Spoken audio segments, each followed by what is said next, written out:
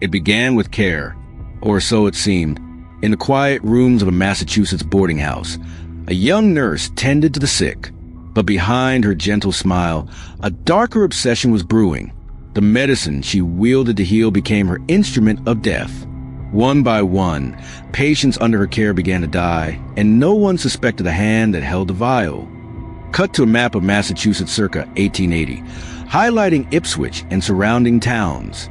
This is the story of Jane Toppan, a woman whose charm concealed a horrifying compulsion, a nurse who became one of America's most notorious serial killers. Jane Toppan was born in 1857 in a world of strict social hierarchies and limited opportunity for women. Orphaned at a young age, she was sent to live with relatives who reportedly treated her harshly. Some historians suggest this early trauma planted the seeds of her fascination with control and death. She trained as a nurse in Boston, a city bustling with medical innovation, yet still grappling with infectious diseases. Jane quickly gained a reputation for her skillful care, her soft demeanor, and her uncanny ability to calm anxious patients. But beneath this exterior, an obsession was growing, a need to experiment with the boundaries between life and death. By her mid-20s, Jane began secretly testing the effects of morphine and atropine on patients, a deadly curiosity that would soon escalate. The first deaths were subtle, a fever here, a sudden collapse there. Families mourned, doctors were perplexed, and Jane's reputation as a compassionate nurse remained intact. It was the perfect cover. According to reports, she would watch her patients closely, noting how each reacted to different combinations of medication. Her notebooks, later seized by authorities, reveal meticulous observations, almost clinical in detail, of suffering and demise. Some colleagues suspected nothing. Others noticed the pattern, but dismissed it. How could anyone imagine that a woman devoted to healing could harbor such a dark compulsion? And yet, with each passing patient, Jane's need grew stronger, more deliberate, and more dangerous. By the end of this first phase of her life, Jane Toppan was no longer just a curious nurse. She was a predator in plain sight. But how did authorities finally catch on? That story begins in the next chapter of our investigation. Imagine being cared for by someone you trust completely, only to realize that your life is in their hands, and that hands are guided not by compassion, but by an obsession with death.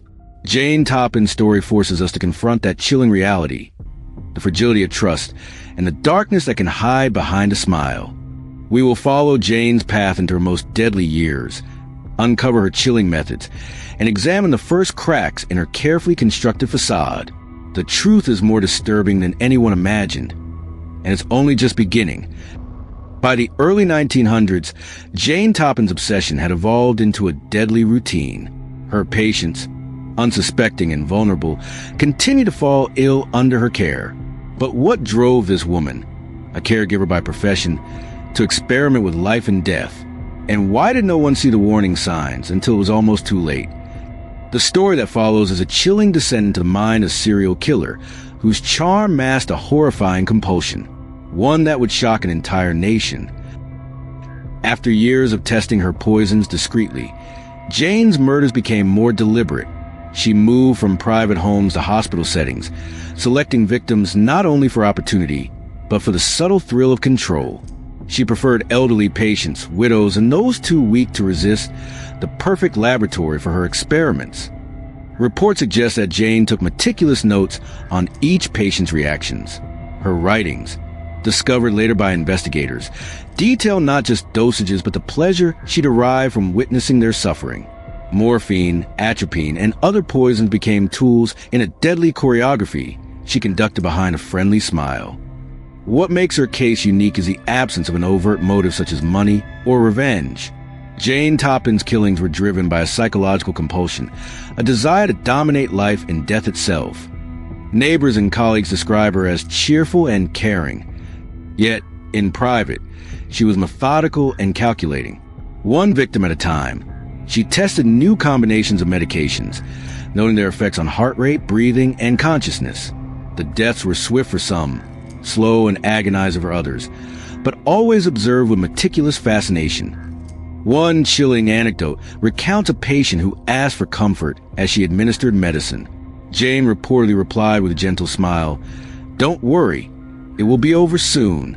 Families noticed patterns, sudden fevers, unexpected collapses, but the deaths were attributed to illness, stress, or age. Jane's growing confidence in her deadly experiments emboldened her further. And yet, the question remained, could anyone stop her? Authorities would eventually uncover the horrifying scale of her crimes, but not before dozens more had fallen victim to her obsession. How was she finally caught? The answer lies in a shocking confession that would shake the nation. Experts who have studied Jane Toppan describe her as a classic example of a lust killer deriving sexual or emotional satisfaction from the act of killing itself. Unlike many serial killers motivated by anger, revenge, or profit, her motive was deeply personal and psychological. Her childhood trauma, feelings of inadequacy, and early exposure to death may have contributed to this compulsion. The combination of empathy, intelligence, and opportunity allowed her to evade suspicion for years. This duality, the caregiver and the killer, is what makes her story so disturbing. Forensic psychologists argue that Jane Toppan represents a chilling lesson. Evil does not always announce itself. Sometimes, it wears a uniform of trust, authority, and warmth. And those closest to her never suspected the truth until it was almost too late. Imagine lying in a hospital bed, believing the nurse tending to you is devoted to your recovery, while she watches your every reaction, waiting for the moment your life slips away. Jane Toppan's story reminds us that trust is fragile, and that evil often hides in plain sight. In the next part, we will follow Jane's downfall, the investigations that expose her crimes, the confession that shocked the nation, and the courtroom drama that followed. We'll also examine the chilling details of her final victims, and the shocking number of lives lost under her care. Jane Toppan's reign of terror was about to unravel, but the revelation of her crimes would be more shocking than anyone imagined. How many lives were truly lost? And why did it take so long for justice to catch up? By the early 1910s, Jane Toppan's carefully constructed facade was beginning to crack. Rumors of unexplained deaths and suspicious activity had reached local authorities. Families were demanding answers, but no one imagined the chilling truth waiting to be uncovered. When the investigation finally closed in, it revealed a horror that would shock the nation. Jane Toppan, the nurse who smiled while she killed, was about to face the consequences of her deadly obsession. The first serious investigation began when suspicious deaths accumulated at the Craigie House in Massachusetts, where Jane had been employed. Nurses and staff began to notice patterns. Patients dying unexpectedly, medication orders that didn't match hospital protocols, and subtle discrepancies in care reports. Authorities exhumed several bodies for autopsies, discovering traces of poison, morphine, and atropine that matched Jane's known experiments. The evidence was damning, but the question remained, could a single woman truly be responsible for so many deaths? Interviews with colleagues and neighbors painted a picture of a friendly, helpful nurse, a woman whose cheerful demeanor masked an unimaginable darkness. Jane Toppan was arrested quietly, almost unassumingly, in 1901. Reports suggest she initially cooperated with authorities, though she remained eerily composed.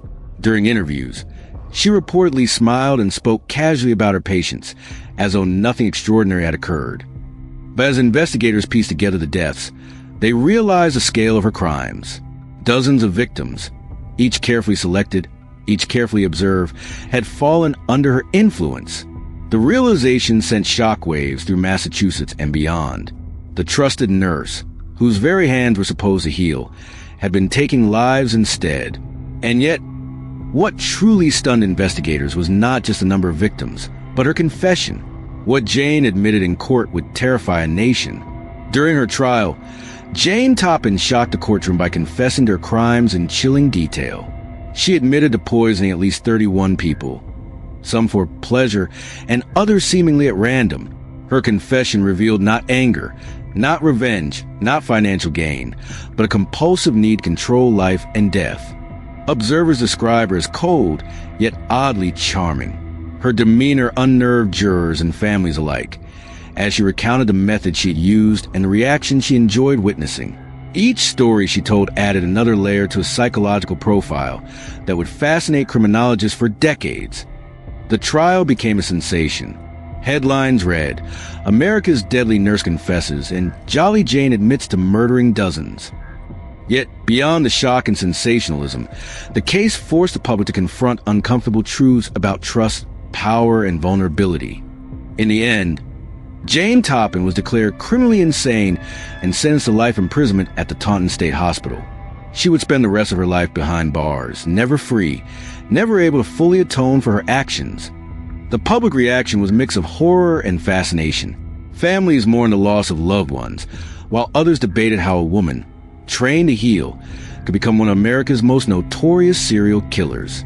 Her story sparked discussions about medical oversight, trust in caregivers, and the hidden darkness that can reside in the most unsuspecting people.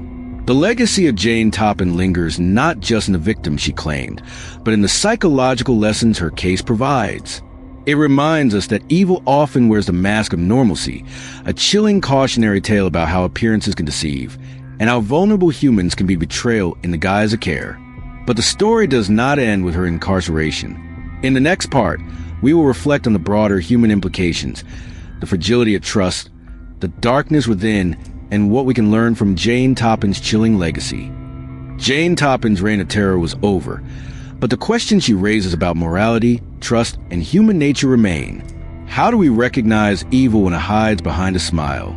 This part will explore these questions and the lessons her story leaves for humanity. Jane Toppan's life ended behind the walls of Taunton State Hospital in 1938. The nurse who had once commanded trust with a smile spent her final years confined, her reign of terror finally over. Yet, the echoes of her crimes linger, challenging us to examine the fragile boundaries between care and control, trust and betrayal. The official record lists dozens of victims, though some historians suspect the true number may never be known. Families were left grieving, and communities questioned the systems that allowed such a predator to operate undetected for years. Jane's story sparked reforms in nursing oversight and medical accountability, changes aimed at preventing the unthinkable from repeating. While she spent her final decades in confinement, her case continues to fascinate psychologists, criminologists, and true crime enthusiasts alike. Jane Toppan is remembered not only for her chilling crimes, but for the lessons her life imparts about human nature, trust, and vigilance. Jane Toppan's story is more than a tale of murder. It is a study of human vulnerability, the dark recesses of obsession, and the fragility of trust. How often do we assume safety and authority? How quickly can innocence and care be turned into harm when power is abused? Her crimes remind us that evil does not always announce itself. It can hide behind smiles, uniforms, and gentle hands. And yet, the case also inspires vigilance, awareness, and the pursuit of justice. As we reflect on her legacy, we confront uncomfortable truths about morality, responsibility, and the importance of protecting those who cannot protect themselves. The question is not only how Jane Toppan could do such things, but how we, as a society, ensure that no one else has the opportunity to follow in her footsteps. Thank you for joining us on this deep dive into the life and crimes of Jane Toppan. At Mysterious Crime Box, we explore stories that challenge our understanding of morality, trust, and human nature, always with respect for the victims and their families. If you found this investigation insightful, subscribe, share, and hit the bell icon to follow our ongoing series. Together, we can shine light on the darkest corners of history, not just to satisfy curiosity, but to learn, reflect, and ensure that lessons of the past protect our future.